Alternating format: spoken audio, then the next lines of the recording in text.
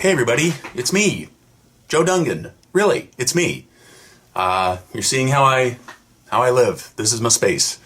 And we're doing a virtual show, the April version of Late Night Cup of Joe. Now it's May, but is it?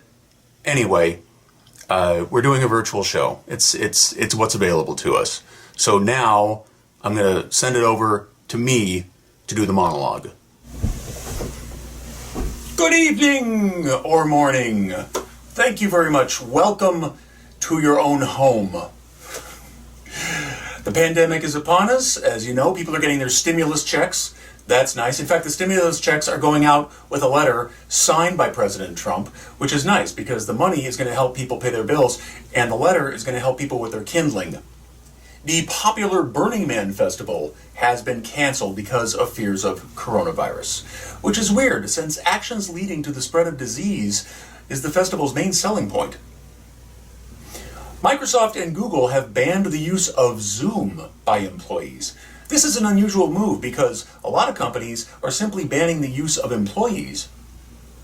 You know, another thing that's happening is that there are groups that are protesting the lockdown nationwide. I tell you, there's a lot of people out there who are insisting on their inalienable rights to get the hell away from their kids. Catholic priests across the country are holding Mass via Zoom. That makes it easier to see the Father, the Son, and the holy sweatshirt you've been wearing for 2 weeks. Am I right? Fun fact, Catholic priests are the only group on Zoom wearing pants more often than before. The mayor of Las Vegas is being criticized for rushing to reopen casinos in spite of the risk of coronavirus. But I ask you, what are the odds of coronavirus breaking out in Las Vegas? No, seriously, what are the odds? Bookies are taking bets. Las Vegas hotel owners are not worried about the spread of coronavirus, said one spokesman. If you think that's bad, you should see what's on the bedspreads. A few days ago in Georgia, a number of non-essential businesses reopened, including hair and nail salons. After all, it makes sense. One must look one's best when going to the emergency room. This is nuts. The U.S. government has been sending stimulus checks to the dead. It's getting way out of hand. Last week, they sent one to Steven Seagal's career. It was a sad day in California last week when 30,000 people were furloughed from Disneyland. Yeah, it got even sadder when they got in the unemployment line. They didn't have a fast pass. Some of the Disney employees overreacted. For example, the actress who played Snow White in a live stage show insisted that her job should be considered essential. Isn't that just Snow White privilege?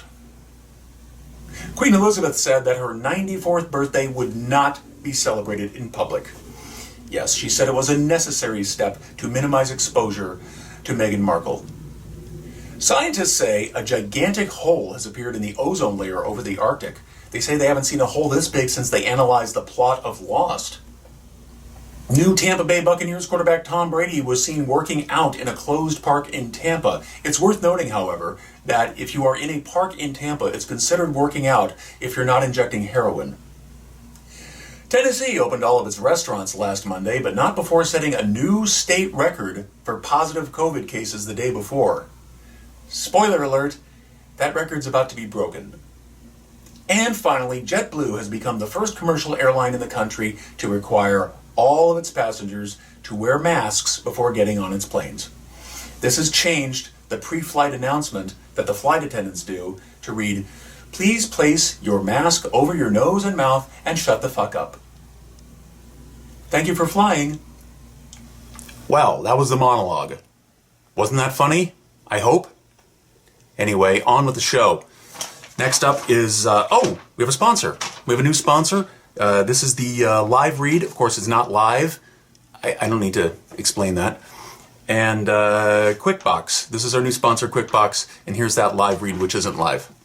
Tax day may have been postponed for 90 days, but that doesn't mean it's too early to start preparing. And by preparing, we mean pretending everything is fine. Unlike our competitor QuickBooks, QuickBox provides an easy and effective way to get through tax season, coronavirus season, and any other season you can't bear. Simply visit our website and order QuickBox, and we'll ship you a box full of sand that's just deep enough for you to bury your head into. That's right, QuickBox takes the wisdom of ostriches and combines it with the comfort of your own home. Just insert your head into QuickBox when when anxiety hits and you're transported to another world. A world where you can't see, hear, or communicate with the craziness around you. And if you're worried about being able to breathe and eat while your head is buried under a foot of sand, worry no more. QuickBox's patented food tube and breathing tube are nestled side by side, providing you a steady stream of oxygen and a thrice daily serving of essential vitamins and minerals in pill form. So why waste time actually dealing with taxes, pandemics, or annoying quarantine roommates? Get QuickBox and enter a world of your own. QuickBox, we've got you covered, literally. Possible side effects of using QuickBox: contact dermatitis, nightmares of past childhood trauma, anal leakage, that weird thing that happens when you're half asleep, half awake, and you feel like you're falling or tripping up a step, screaming for your mommy, remembering the first and last names of all your childhood bullies, and crying. Lots of crying. Now our first guest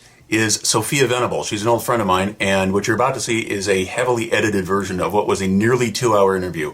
Because when the two of us get together, it's just a grand old time chatting away, and she had wine, so the chatting got really good. And I'm probably going to put more of that on YouTube at another time, just so you can see the longer version of that. But here now is Sophie Venable. She is a psychologist, a life coach, career counselor. She's studied neuroscience. She's about to pursue her PhD in another thing. Forgive me, Sophie, I forgot what it was, but she probably won't mind that I forgot. Anyway, please enjoy this interview. It's deep and heavy, and watch it with a good beverage. Hey. Orale, how you doing, doll? I don't have a green screen behind me. That's quite all right. If I did, we could be anywhere. Aren't we already? True. Yeah, it's already getting heavy. Well, It's already getting. we've been talking 5 seconds. 5 seconds. We're already into. Good Lord. Awareness. Yeah, and your mention of wine totally inspired me. So I got some cheap ass wine on ice right now. Ice? What? That's sacrilege. I know. Put ice. No, not with cheap wine. No, ice makes cheap wine better. Yeah, cheap wine, I guess you can get away with. Yeah, totally. Yeah. Trust me. Oh, you've done this before, have you? I've done this before. It's nobody was injured in the making of this icy wine. Okay, good. Yes. And this is like the Bud Light lime of wines. All right. Well, what brand is it? What are we talking? Franzia? So this shit that I'm drinking Yes. is from Trader Joe's. And it is a $5.99 bottle of wine. And it's no sulfites added, and it's no hangover, and it's just fine. Do you go by Sophie Venable, or what do you go by? And my writing and all that shit, I go by Sophie Venable. Yeah. Writing and all that shit. That's how you know you're a writer, when you refer to it as writing and all that shit. It's all that shit. But I'm very pleased with how my book came out. Let me show you. Show me. Let me show you. It's very. Oh no, that's not. Oh crap! I don't have a pretty copy. Damn it. It's all right. Okay, well this just has a website right now. It's called Intentional Dating. This has a gray stripe on it because it's like how they do the proofs when you order proofs. Proof copy, but I really like how I did the matte cover. Yeah. And I really like it. I like it, and it's just the right size. It's not intimidating, you know. Very to the point. There's no extra fluff in here. Good. It is like, well, okay, I don't know if you know this, but self-help books are supposed to be 60,000 words. Wait, where's that written? Oh, it's what your publisher expects, okay? If you're writing a self-help book, it's supposed to be 60,000 words. And I find this extremely irritating because since that started, since most self-help books, and if you look at the big ones that are like promoted by, the bigger publishers, they're all 60,000 words, and they fucking go on forever, and they repeat themselves and repeat themselves and repeat. I can't even get through. I haven't finished. I mean, that's like my thing is what I do. I haven't finished a self-help book in years. Like The Power of Now is probably the last one that I read from cover to cover. Because ever since then, if you look at in fact, I was looking at my bookshelf the other day and I'm like, look at those fucking books. They're all the same size. Like they're all Really? I'm like, not every point needs 60,000 words. My first book is like 20,000. It's like little MILF 101. And actually I had one person complain that it wasn't long enough. And I had quite a few people in their reviews say, I love that this is short. right? Like, yeah, I keep it on my nightstand. It's to the point, kicks me in the ass, tells me, you know what I mean? It's like, just, you know, give me the meat and potatoes. And then I always have like there's more shit on my website. Like you can always get more. You can go, like I have like PDFs you can download and all that crap. We don't have that attention span anymore. No, not only that, but have you read novels lately? They have very short chapters. That seems to be the trend in novels. Very short chapters. Very short chapters, and like lots of subheadings and lots of, you know, because now we're so used to, like, there's ways to write emails and there's ways to write blogs, and you're supposed to break it up, and people need everything broken down into digestible bites. And so that's essentially what I did with this book is it's my course that I created, a little more than transcribed. I mean, it's like made into a book, but essentially my course, because it was a curriculum, was broken down into here's the what, why, how, here's a learning objective, right? This is like, so it's very straightforward. And I just don't see a reason to like confuse everybody with like a whole bunch of other shit. Like, no, you don't. If you want more, call me. Like, we'll code. Like, beyond the information, like you read the book and then we have a common vocabulary, you know, and we have like, you understand kind of my goals for you and stuff. Now your coaching's going to go like this. You know, as somebody pointed out, yes, this pandemic sucks for us, but for the rest of the world, they're loving this. Mama Earth is happy. Animals. Oh yeah. Humans are the disease. Yeah. She Humans put us in a virus timeout. that are fucking up the planet. She's like, kiddies, you're in a timeout. Yes, I've heard that concept also. Mm-hmm, yeah. It's time for a timeout. You're just releasing viruses and wiping out your own species. Fine. If you can figure out how to survive as a species, great. If not, don't worry about it. Mm-hmm. The cockroaches and the cats will take over. We'll be fine. And here's something like invisible that's bigger than you. Go ahead, practice. Yeah. You know, like, oh, you can't slow down? Practice. Here you go. Like, it's crazy. How badly do you wish George Carlin were still here to let us know how fucked up we are? Would that be amazing? God. You realize, I just had like a whole visceral reaction to that. Like, oh, George Carlin would have so much to say about this. Oh, yeah. And I can't. Amazing. It's a testament to what a brilliant guy he was, that the George Carlins of now are writing staffs. The entire staff of Last Week Tonight with John Oliver, the entire staff of Real Time with Bill Maher, the entire staff of Late Show with Stephen Colbert. That's the best we have. It takes a group of people to figure out what George Carlin figured out on his own. Yeah.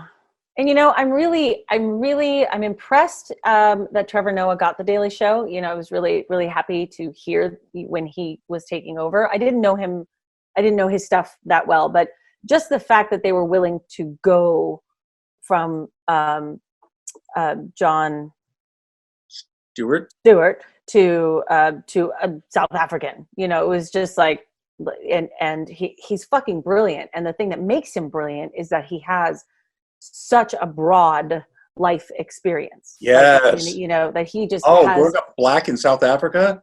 He just has so much perspective, you know, and then coming here and living the dream. And like, I mean, it's amazing. It's truly, truly amazing. If you look at our Congress, it's all like, it's like 70% white men or whatever, but it's changing. It's changing and things. And that is the thing that's the thing that I think we have to focus on, is that things are changing. And I'm not saying like be complacent. Like, I'm just saying, here's this theory that I always, I don't know if it's my theory or not, but like, whatever. Here's the thing. Hit me. The Beatles and Elvis, okay? Early 60s. The Beatles were really the first, and Elvis, to have global fame. Global, okay? I mean, I know there's a lot of characters in history, right, that we know about, right? But I'm talking, these four white dudes walk into a stadium in China and people go crazy, or Japan, or India, or wherever, right? Okay. So, and maybe they didn't go into a stadium, I don't know. But we're talking about global adoration and fame.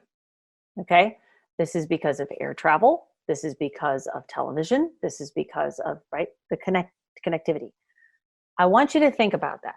How long ago was 1960? 2 generations. 60 years. Yeah.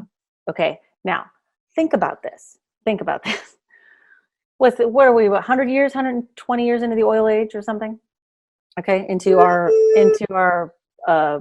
modern technology age. Right? I think the oil age began with the car, so let's say 120 years, give or take. Okay. Humans did not see other humans that looked different from them even 100 years ago. Not at this level. Not at this level. Right. Think about that. Think about the thousands of years of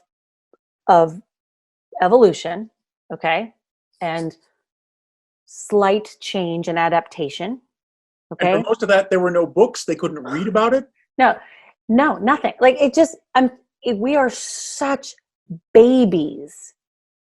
Babies. We are fucking embryos when it comes to our primal brain recognizing and feeling safe with somebody that looks different.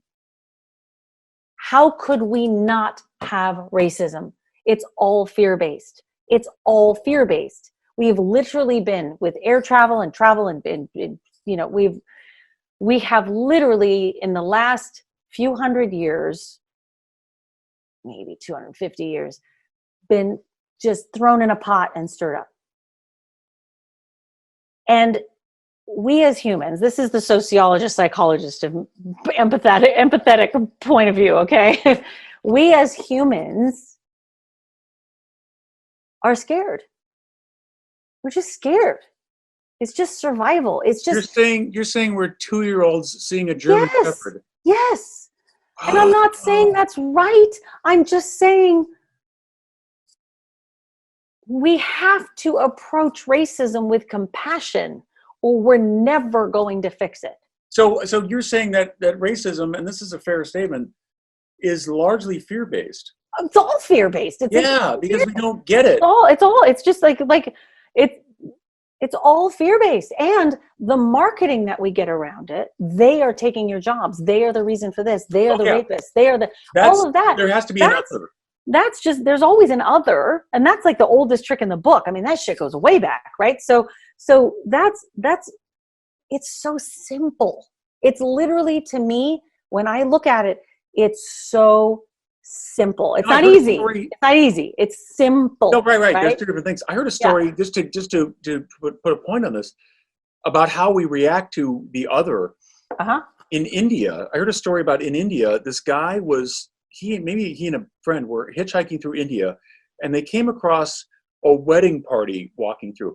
And apparently, weddings in India go 3 days. 3 days, yeah. Just the biggest giant party they've ever had. Yeah. And they go from city to city, and they're splashing paint on the elephant, and they're having food and drinking. Beautiful. And so they're going through this thing, and these two American or Westerners are hitchhiking, and they come across this wedding party, and the wedding party says, "Would you like to join us?" And they're like, "Yeah, sure." And they have a party for these Indians I've never met before. Could you imagine in this country if a couple of hitchhikers wandered into a country club while a wedding was going on? While a white wedding was going on, they were like, "Come on in and party!" Like, no! Never happened. But no. Also, the country club would charge them a lot of money per head. But no, you're right. We react differently to different stimuli. Yes. Why is it that in this country, if we see hitchhikers wandering to our wedding, we call the cops? But in India, they're like, "Hey, our wedding just got better." Why is that? Yes. Yeah. Why? I think there's a fear of something to be stolen, something to be taken, something to lose. You know, I think there's fear of loss, and really, truly, I just think it's fear of the unknown. What's amazing about sports, what I love it, in a world where everything is bullshit, sports are real. It's happening in real time. In a world where everything is bullshit. The Super Bowl is real. I call it my reality television. Football is, I don't watch. But reality television is edited. I know. I don't watch any of that shit. But you could say all the pre-show stuff leading up to the Super Bowl. Oh, of course. That is 3 hours of improvised professionals talking about vapor. Look at that Super Bowl between New England and and Philadelphia from 2 or 3 years ago.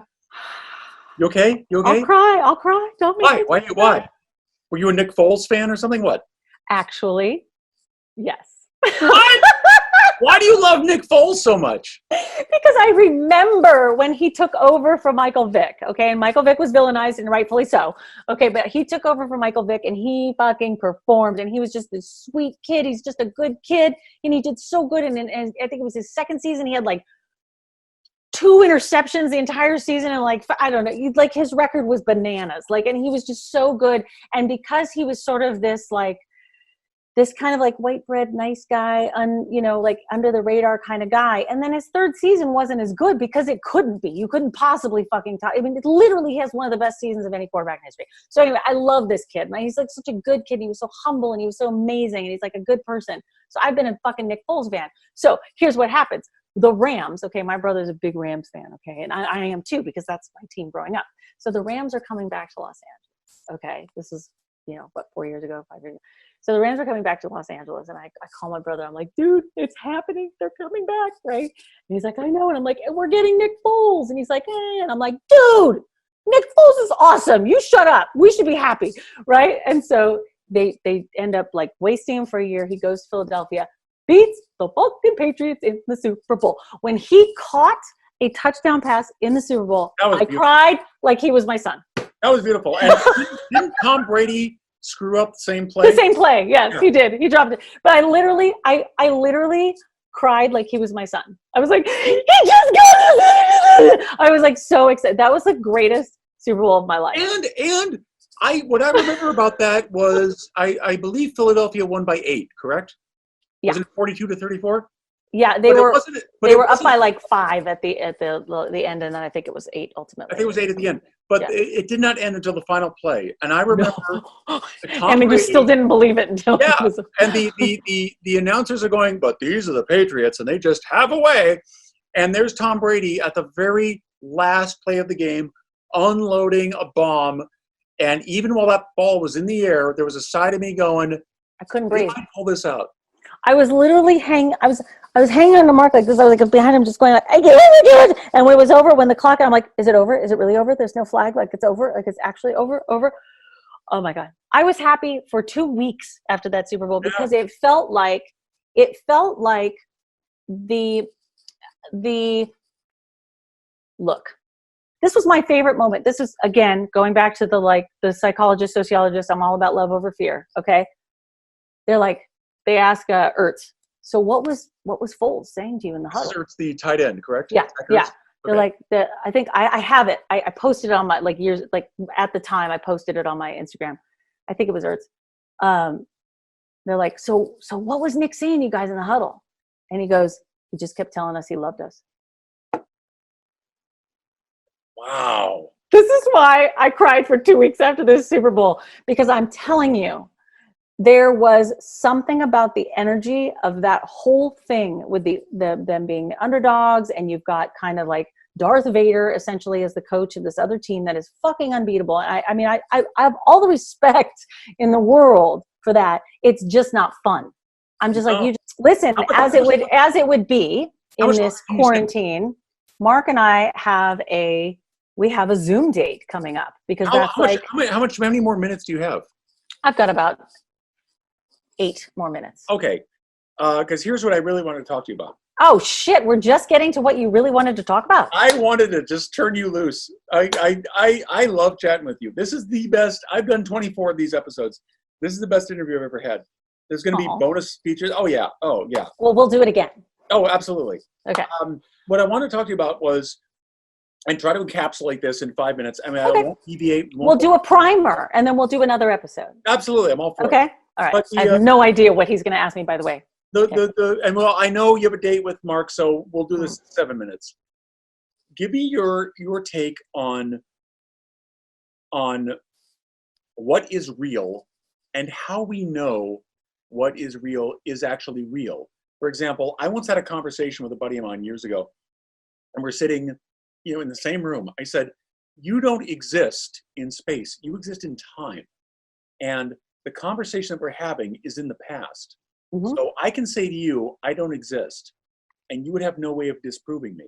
I existed micromilliseconds ago, but I don't exist now. And you can't disprove that. And now we're in this virtual world where we're right by Zoom and in the past and everything. How do you know what's real? Well, you have to always qualify what real is, as far as this is real in my current time, space, reality, right? You have time and space. So if you look at a timeline, right? If you look at, like, let's see, here's 1900 and here's 2020, boom, boom, boom, boom, boom. If you look at a timeline like this, right? You got 1900 and 2020. Really, it's like this. It's all happening at the same time. What? Okay? So essentially, in my opinion, what is real, I think the bigger question is, like, because you can say, like, these light molecules and these atoms are all, like, coinciding in this time space reality, right? And they might also be, like, I mean, that we have many realities going on at the same time if you look at the quantum field.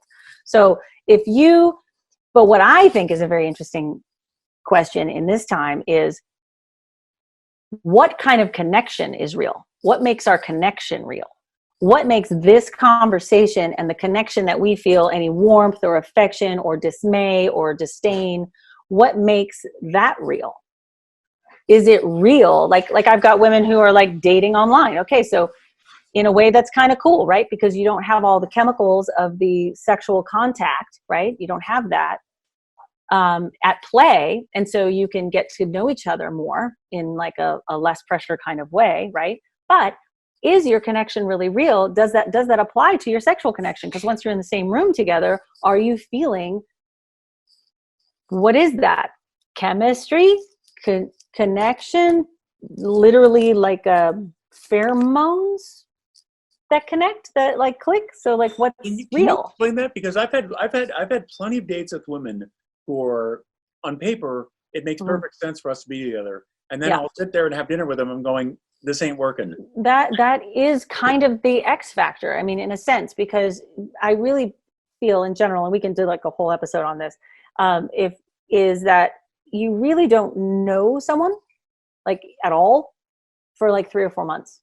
Like, you really don't know who and how they are in the world, who they connect with, how they treat people, what they think, how they respond to fear or ignorance, or what, like, these are all, like, inputs, right? That you don't really know how somebody is going to respond to those things. And that's actually what's going to make you personally feel more in love or in fear with that person, right? If you can be fully authentic with that person, which you can't really know until you've actually had experience over time. So let's say you meet somebody at a festival, right? And you've got 5 days with them, right? You're a Burning Man, you're fucking in love. They're the greatest thing in the whole world.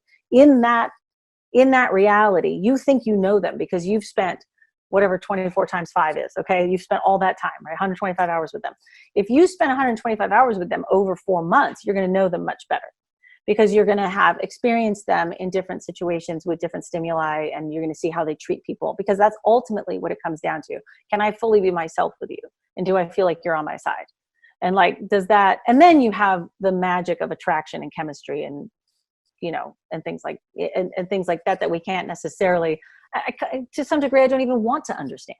I like magic. I want to believe in magic. Like, I want to believe in a certain amount of, like, chemical attraction or just our energies sort of, like, click together and work together really well. But I think that ultimately the safety and the ability to feel emotionally connected to somebody really relies on you being able to fully be yourself with them. How does this, I mean, we've got fleeting moments here, so I don't want to, it seems arbitrary how I'm changing the subject. But for example, you watch a movie, this was made months or a year or more ago. Mm-hmm. You watch TV, this was made in New York or LA or some other place that's not your home hours ago or weeks ago. Zoom meetings, they're real, but the other person could be God knows where. It's real, but it's not real. And yet we have an emotional reaction to it. Well, that's a very important thing to understand just about us as humans in general. And there's entire, like, coaching systems, and Dr. Dispenza talks about this all the time. Joe Dispenza talks about this. Your brain, and they talk about this in healing, right? Your brain does not know the difference between you witnessing a murder in that film and you witnessing a murder here. Your brain barely knows the difference, okay? Because your body is having a visceral response to that, which is making your vagus nerve go, oh, this is out of alignment. I don't like this darkness. And I like you're sympathetic. Your vagus nerve is all part of your sympathy and your connection to other human beings. So if you're seeing it, smelling it, witnessing it, remembering it, thinking about it, visualizing it, or seeing it in front of you, all the same. Yes, I've heard this with professional athletes. They try to visualize winning absolutely a skiing event or tennis or whatever it is. Visualize winning, and that helps them win. Here's something, this will blow your mind, and related, ancillary to this. Did you know, you probably did because you're really fucking smart. Did you know that people with multiple personality disorders have different glasses prescriptions? And different diseases. What the fuck? So you're telling me if that doesn't tell you so much about mind-body connection. About mind-body connection and quantum reality, essentially. Like that your molecules, we are just light. We're literally just light in light. We're literally light moving at different speeds in even in real life. Even if you're in the same room with somebody, you're just light. You're just light. Yeah. So never mind this Zoom stuff. If you think no, that's like reality. Like this is just light moving slowly. Right, but if you think Zoom is bullshit, imagine being 5 feet apart from somebody in a room. That's also a certain level of it's just light. Yeah. So how do we? Oh my God! 7 minutes left, and you bring this shit up. We have like 1 minute. You were in charge of this interview. Okay, we can do this again. We got to do this again. We're going to do this again, and we're going to start with. Please write this down. Write this down. We're going to start with what is real and light and light, and and I'm actually going to do a little bit of research on that multiple personality thing because I actually just found a couple things, and I can like, I'm not a groupie, I'm not a Dispenza groupie, and I'm not but I do study his stuff, and I'm actually starting my PhD in transpersonal psychology in the fall, and we can talk about what that. Oh yeah, no, you said you said Dispenza. What's his name? Joe Dispenza. Dispenza. Yeah, he's like getting more and more of a following. He's he is has dedicated his life to studying the brain and quantum theory and healing through meditation and altered states of consciousness. Whoa. Okay. Yeah, we have to retalk. Now, this is the best interview I've ever had. Well, we talked politics and football, which is like politics, football, and like reality and neuroscience and holy. But we have to do another. We absolutely have to do another. I will edit this down for the episode, but I'm going to have like a special episode extras where people can watch all of this because this is just Sophie Venable. Holy shit! I love you, Joe. I love waxing on philosophical with you. Oh my God! I love talking football with you. You're such a fan. Football, wine, philosophy. Yeah. Sulfites. We learned about sulfites. Yeah. So too much. Okay, too much. I know. Thank you so much. It's like 2 hours. It's awesome. This was almost 2 hours. Thank you so much. Say hi to the man. We'll talk soon. Okay. Peace out. Peace out. Amazing. That was Sophie Venable. Wasn't she something? I told you. And when the two of us get together, just goes and goes and goes. And it's nice to know that even on Zoom, we're like this. Because in real life, once in a while, we'll meet for a drink and we just kind of pick up where we left off. And then on Zoom, here we are again, just chatting away. And that was the short version. So you can imagine what's on the rest of that. And you might not have to. I'm going to release the rest at one point, I think. Up next, Stephen Wagner. This guy, what a cool cat. I met him a few years ago, and lately he's been putting his music on social media. And I thought, yeah, I'd like to see how this old soul is handling this lockdown. So we had a Zoom session where he plays a couple songs and we chat about his origins in music. And you're not going to believe what happened to him when he was 20 years old. So he's about to tell that story. So please welcome Stephen Wagner. So this is a song that I just wrote over the weekend. And for me, it's about what's going on right now. Hope you guys like it. It's called It's a Matter of Fate.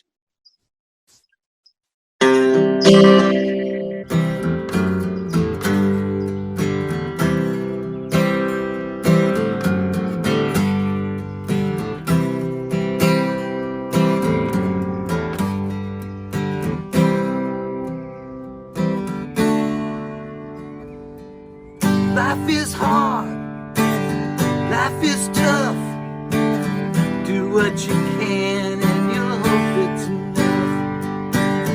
Sometimes it is, sometimes it ain't. It's bitter or sweet, well, it's all you can take. It's just a matter of fate. Well, you'll just have to wait. Whatever's next is this fate. Drink it in, drink it up. Live every moment like it's just enough. Hard times come, hard times go. Only thing certain is you just never know. It's just a matter of fate. Well, you'll just have to wait. Whatever's next, it's a matter of fate. Days will come, days will go. What is coming, we just never know. Every day, every way, just tell us what awaits. It's just that fate. It's just a matter of fate. Well, you'll just have to wait. Whatever's next, it's a matter of fate. Hold on tight, just let go. Life, it just can't be controlled. So live it up or live it down. Just do your best and stick around. It's just a matter of fate. Well, we all have to wait in the end. It's just a matter of fate. Right. Thank you. Stephen Wagner, thank you for joining us, man. We really appreciate it. Great to be here. I'm And happy to be here, Joe. Having heard that, now I understand why you cover Tom Petty. I do love Tom Petty amongst a lot of other people, but yeah, his voice and my voice are kind of a little bit similar. I'm a little raspy. Yeah. I can definitely hear Tom Petty in that. Yeah, I love his music. I as honest as I can be. Him and Bob Dylan and Bruce Springsteen, and I like Woody Guthrie a lot, which is the next song I'm going to do for you is kind of a little bit about what he thought about America. And but I grew up listening to the Beatles, and I was not much of a music listener. I listened to in LA in the 60s, there was a radio station called KHJ. Mm-hmm. And FM, there was a radio station called KLOS, and it used to have Wolfman Jack on it and all these wild guys that talked about the world and then played songs that related to them. It just lit me up to listen to it, but I never really had any aspirations of being a musician. Well, when did you start playing? I started playing. I've had this kind of Forrest Gump life. I started playing at about 16, 17 years old. And I was living in a van and then living at a friend's house. And I used to sit on his porch every day and play and bang the thing. And drove his parents crazy. And after about a year, I started writing songs. And I had this incredibly amazing experience, which was there was this huge songwriting competition back then called the American Songwriting Competition. And I sent this song that I had written in, not because I thought I could win it or anything like that, but because the cool thing about the contest was these people who judged the song wrote you an evaluation of what the song was like and what it needed to be worked on. And so I thought, for $10, I'd like to hear what people who are in the industry thought. And so I send it in, and a month later I get a notice saying that I've advanced to the quarterfinals or something like that. And I'm like, oh, I didn't know. And the first prize was like a publishing deal and $50,000. And then it went down from there. And then a month later, I got another notice. Now you're in the quarterfinals. And I ended up getting eliminated in the quarterfinals, and I won $2,500, which is, That was 1974 or 5, something like that. Was a Oh, fort, you know? back when $2,500 was real money. Yeah. And but I didn't speak the language of music, and I really couldn't communicate with other musicians, and I just liked writing. I've always liked writing. I, you know, kind of like you. I've written short stories and did comedy and all this stuff. So fast forward a year later, my mom owns a nursery school, and she has a lot of celebrities in it. And one of them was a guy named Jackson Brown, who at the time I had no idea who he was. I just didn't, you know, I thought, is Jackson Brown, is that like a guy from Motown or something? Now, this is in the mid-'70s, is it? Yeah, mid-'70s, right. It's actually late 70s, right around 1979 or something like that. So I guess, yeah, it must have been a little earlier than that. But so it's summertime. I'm 19 years old. I've in between jobs, and my mom tells me that this guy is looking for somebody to go on tour with him to take care of his son. And I'd been around children my whole life because that's the career that my mother was in. And so I said, okay. And I go up to the guy's house, and I meet him, and he's really a nice guy. And he offers me more money than I've ever made in my life by like huge amounts. And this is like a movie. I can't answer. I'm so stunned by what he's offering me. And so by the time I'm able to squeak out, yeah, I'll take the job, he's gone up even more and given me more of a per diem. And so I went out on the road with him, and I had never traveled America at all. I lived this very, I guess in essence, a provincial life in Venice. And, you know, I ate hot dogs and hamburgers and wasn't interested in anything else. And so all of a sudden how old are you at this time? 20? At that point, I'm 20. And you're touring with Jackson Brown. Yes, yeah, and I'm basically a nanny. And so he has a 4-year-old son named Ethan, and I'm responsible for taking care of him. I have my own suite that the kid and I sleep in, and his suite is the adjoining suite. And we start traveling, and my job is to entertain the kid, basically, to take him to all these historical sites and things like that. Even though the kid's only 4 years old, he doesn't really understand all that. But he likes dressing up and holding, you know, Revolutionary War rifles like every little boy does. And we get along really well. And I come home. It was only a month-long job. And I come home, and there's an envelope under my doormat offering me a job coming and living with him and making an astounding amount of money. And I left 12 years later. Wow. See, yeah. This illustrates a couple of things. Number one, Sure. that, you know, you lead a life like that. I mean, no telling what kind of things you saw and were exposed to and the perspective on life that you get. But number two, for me, it was at that point he had the album Running on Empty out. When I started with him, Running on Empty had just come out, and at that time in America, it was the biggest selling record in American history. wow. So it was like being with the Beatles on the road. I mean, Yeah. every floor of every hotel was just littered with women that wanted to meet him. They had to stay under, you know, aliases, and it was for a 20-year-old kid who'd never been anywhere, done anything. It was an eye-opening experience. I can only imagine. I had a band that I created called The Lawless, and it was kind of, you know, like the Clash if they were more poppy. So, and I played for a couple years, and I ended my musical career at 25 because of this. I was playing at a punk club called Raji's. I don't know if you remember that or if you lived in Los Angeles. But it was on Hollywood Boulevard in kind of a seedy neighborhood of Hollywood. And it was really like the cool punk club to play.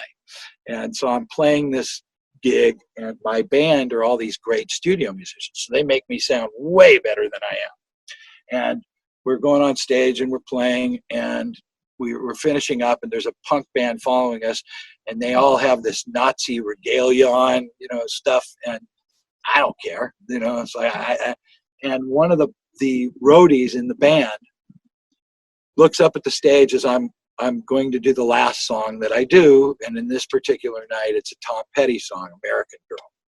And So I said, this is a song by Tom Petty. It's called American Girl. And the roadie from beneath, below the stage looks up and goes, "Fuck Tom Petty." and I, at that point, there's 12 people in the place.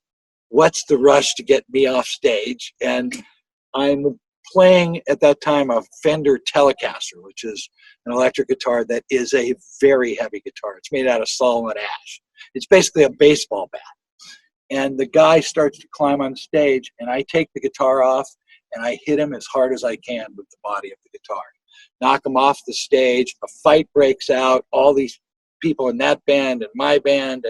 And the end of the story is, after it's all over, I'm sitting on the ground in the alley behind the club, bleeding from my nose, looking at myself and going, I think I gotta give up this music stuff. And I stopped playing at that point. This pandemic that we're all living through right now. Right. We've all had to adapt. I mean, whether you like it or not, this slow-moving tidal wave is coming upon us, and we're all trying to adapt. How do you reconcile this with what you've been trying to do in your life with your music? How much of this has changed? Obviously, something has changed, but do you look at this? Yeah, I mean, it's so. What happened to me was, I used to race motorcycles, and I raced something called motocross. There's one fascinating layer after another with you. So and I'm getting old. I'm 63 years old, and it beats your body up really badly. And I thought, I got to find a hobby that doesn't take me an hour and a half to drive to in each direction. I ride for an hour, and then I'm in pain all week. And I thought, I'm going to pick up the guitar, and I'm going to learn this. And I'm going to be better than I was when I was younger. And that's what I did. And I spent about 6 months working at it really hard. And I got better than I used to be. And I started writing music again. And I found this incredible place called Kulak's Woodshed in North Hollywood. And it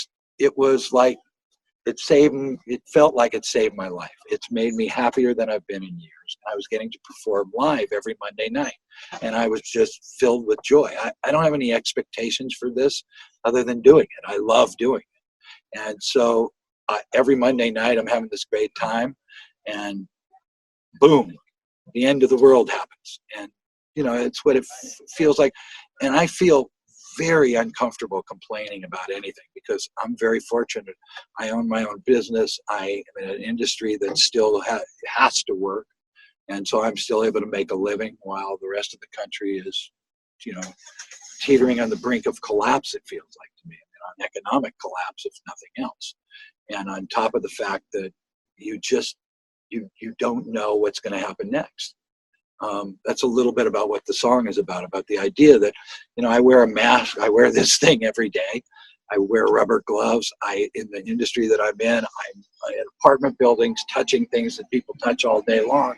And I just made a decision about it look, I can't control the outcome of this. I can't control what's going to happen. I can be careful, but I'm not going to let it decide how I live my life, because I know so many people that are just in this state of terror about this, about getting it.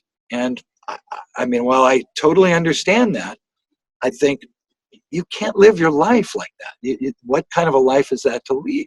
Yeah, so the reality is what it is, but you can change how much it affects you by what aspects of it you dwell on. And that was, so basically I take the precautions I can take, and I go about my day every day. And the hardest part of it for me, which is, like I said, I feel funny complaining about it, is I can't play in front of people right now. And so I'm doing these videos from home that are on Facebook and YouTube, and I'm writing ferociously, and I'm having a great time doing that. But I miss, that is the one thing I miss, is the contact with people. It's incredibly lonely right now. Well, at least we have Zoom nowadays. The last pandemic was no Zoom, and only about I was so happy a telephone. So, what do you do? You want to close it out with one more for us? Sure, I'd be happy to. This song is called "Dear Mr. President," and I'm gonna go ahead and do it. Helps if I remember it. So give me just a second here.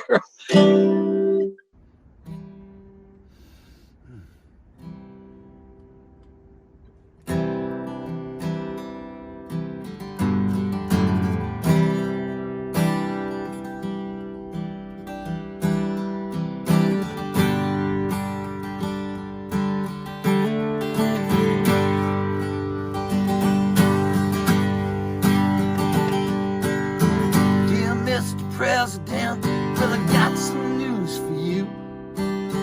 You serve the people, serve. We don't serve you.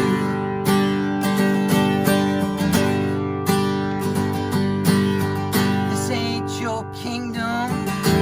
You ain't no king. Last time we had one of them, we threw him a party, then we told him to leave.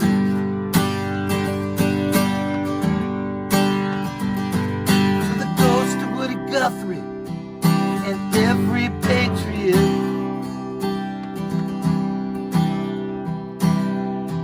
who fought to build a country that was bigger than one man.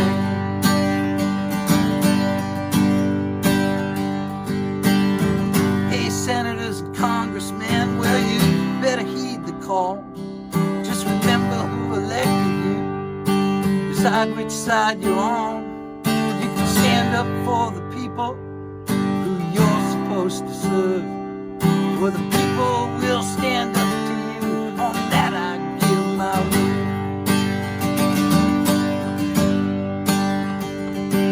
For the ghost of Woody Guthrie, for every woman, child, and man who dream of the promise of this promised land.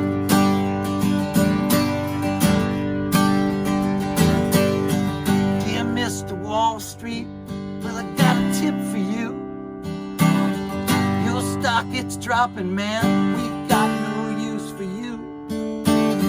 Hey, Mr. Billionaire, well, you don't seem to understand. Your fortune's made off the backs of the working man. For the ghost of Woody Guthrie, for every union man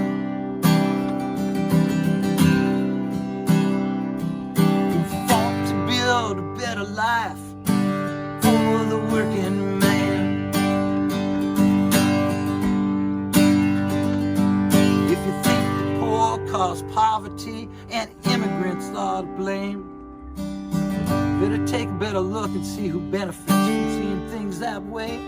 If the rich keep getting richer while we fight amongst ourselves, or we could stand together, tell them all to go to hell.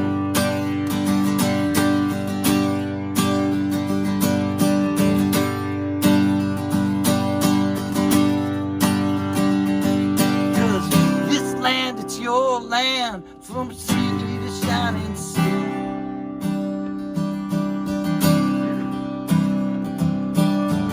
It sure ain't theirs, man. It was made for you and me.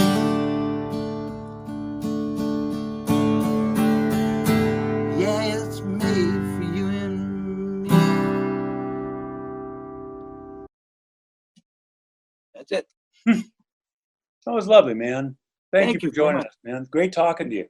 Thank you, Joe. That was really fun. I appreciate it. And there you have it, Stephen Wagner. That guy is something else, isn't he? And that's the show. We did it. That was a virtual version of a real show, which we pulled off. I dug it. I hope you dug it. I know it wasn't the real thing, but it was as real as we could possibly make it. And hopefully when we return to a real version of normal, we won't have...